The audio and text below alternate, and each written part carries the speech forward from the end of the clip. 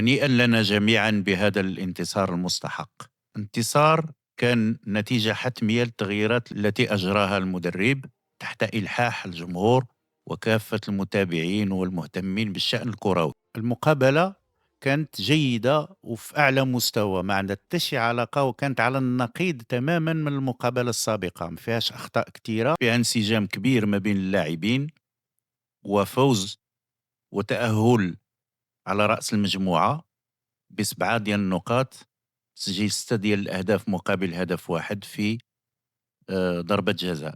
إذا النتيجة جيدة على العموم، بحيث غادي نقابلوا في المقابلة ديال التمون وحدة من الفرق الثالثة في المجموعات الثالثة أو الرابعة أو الخامسة من قبيل البنين وتنزانيا وغينيا الاستوائية وفرق أخرى. داك الشيء على حساب التأهل ديالهم ونتائج المقابلة الثالثة في كل مجموعة. إذا التشكيلة اللي دخل بها المنتخب الوطني اليوم: حراسة المرمى ياسين بونو، الحارس الممتاز، وسط الدفاع أدم ماسينا مكان الياميق، نايف أقرد في مكانه المعتاد، نصير مزراوي تحول من ظهير أيمن إلى ظهير أيسر، محمد الشيبي عوض مزراوي في الظهير الأيمن، دخول حكيمي تحول إلى ظهير أيسر مكان مزراوي، يونس العيناوي عوض سفيان أمرابط، عز الدين أناحي كمهاجم في وسط الميدان، بجانبه الصباري اللي تحول من الجناح إلى وسط الميدان مكانه الطبيعي. في الهجوم إبراهيم دياز، عبد الصمد الزلزولي في الجناح الأيسر، قلب الهجوم أيوب الكعبي.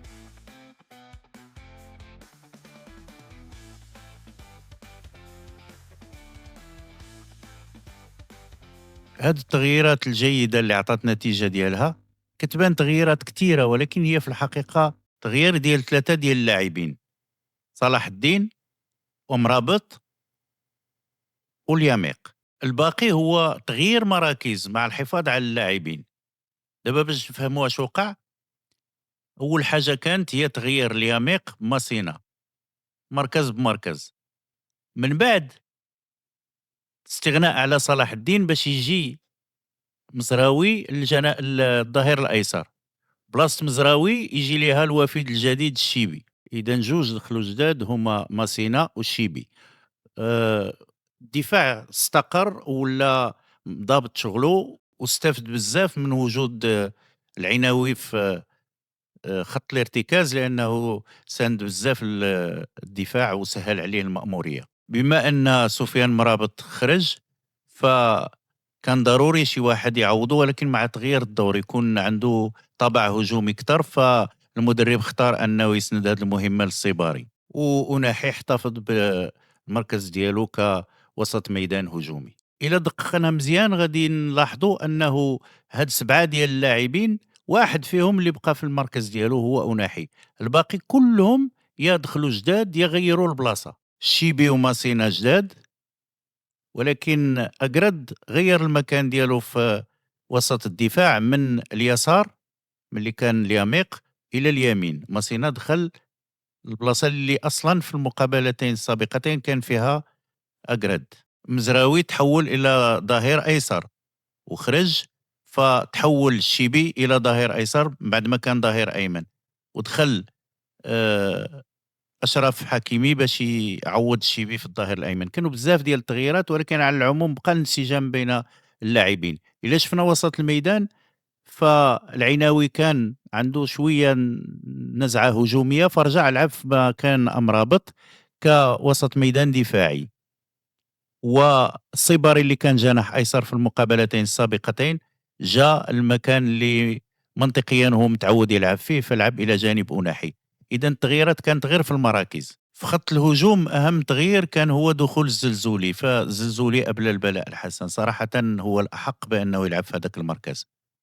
في قلب الهجوم اختار المدرب أنه يعود يرجع الكعبي اللي دارته هو مقابلة ممتازة، وفي الجناح الأيمن ديما دياز اللي تألق في هذه المقابلة بشكل كبير. إلا بغينا نركزوا شوية على أداء اللاعبين ونشوفوا فين غاديين وشكون اللي في المستقبل يمكن نعولوا عليه وشكون اللي باقي شوية ناقص، مع الأسف الصِّباري باقي ما عطاش النتيجة المرجوة. الصِّباري كيبان أنه ماشي متألق لا في الدفاع ولا في الهجوم، ما صنع فرص، ما كانت التدخلات ديالو إيجابية ومفيدة للفريق. نبداو بحراسة المرمى.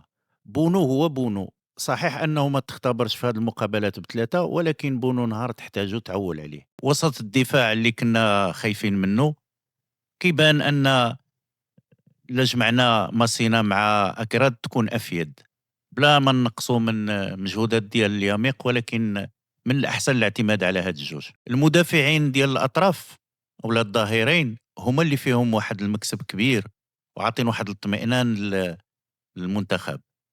فأهم حاجة هي عودة أشرف حكيمي، هذه لا نقاش فيها، فهو كيبان أنه مستعد وأن لياقته البدنية جيدة، ولكن يمكن نعولوا على الشيبي في اليمين وفي اليسار، وممكن نعولوا على صلاح الدين أنس رغم أنه ما لعبش اليوم، ولكن ما كاين حتى شي حاجة يمكن نلوموا عليها.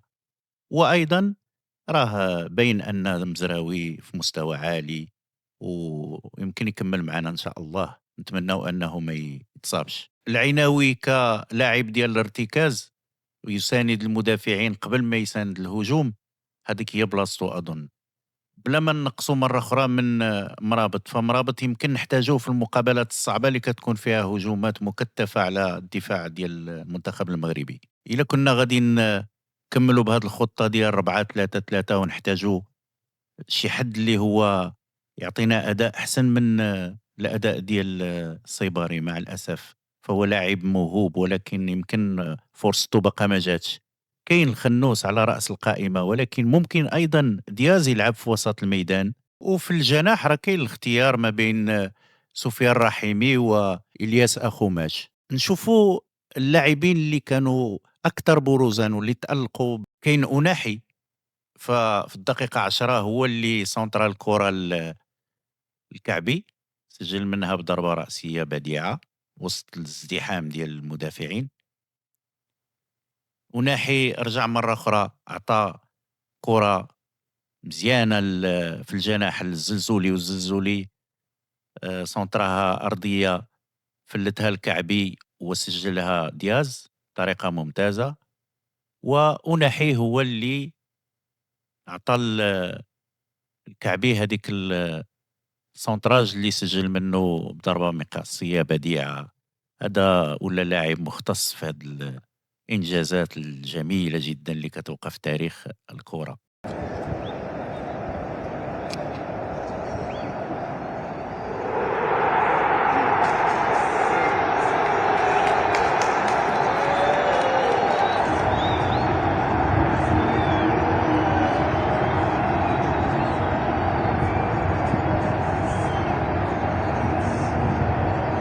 كاين ملاحظات على الأداء ديال أناحي، لأنه ضيع كرات كتيرة، لأنه كيقرب بزاف من المدافع وكيبغي أنه يدوز من حداه ولا يدير شي اكسبلوا بتكنيك، ولكن راه مع الفرق الكبار صعيب أنك تضيع بحال هذوك الفرص. ضيع فرص كتيرة أثناء المقابلة، ولكن المردود ديالو على العموم كان جيد. دياز كان بقتالية، دياز لاعب كبير. فكرنا في داك دياز ديال لاسي ميلان، لانه ملي جا ريال مدريد ولا كيتخلص من الكره وما كيديرش دوك الاختراقات. الاختراقات هي اللي كدير ليه القوه ديالو، ولاعب كيلعب بزاف على المرمى وكيفكر ديما في الاصابات، وصعيب انك تدي ليه الكره من رجليه. دياز ايضا كان ممتاز، ولكن اللي تالق اكثر لان طريقه باش تسجل الاصابه الثانيه وباش تسجل جوج الاصابات في مقابله واحده، ودابا وصل 3 في المجموع بحالو بحال دياز، كان هو أيوب الكعبي. أيوب الكعبي عطوه جائزة ديال رجل المقابلة ويستحقها. كاينة ملاحظة عامة كتهم الفريق ككل، وهي من موجهة للمدرب.